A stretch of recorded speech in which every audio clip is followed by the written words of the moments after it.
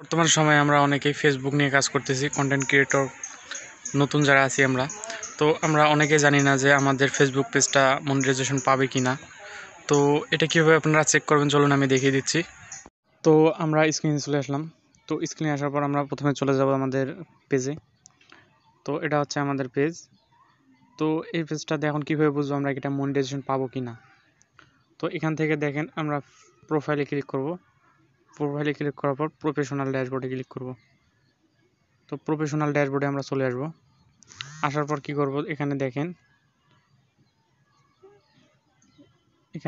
এইদিকে একটু আসলে আমরা মনিটাইজেশনের অপশন পাবো।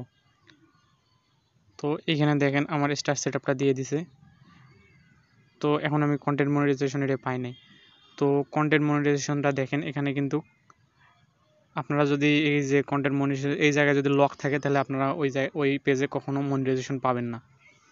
আর এরকম যদি থাকে ইন্টারফেস তাহলে আপনারা বুঝবেন যে আপনারা মনিটাইজেশন পাবেন। তো এখানে আপনারা রেগুলার ভিডিও যখন ছাড়বেন দেখবেন যে অটোমেটিক আপনারা মনিটাইজেশন পেয়ে গেছেন, আপনাদের কিচ্ছু করা লাগবে না।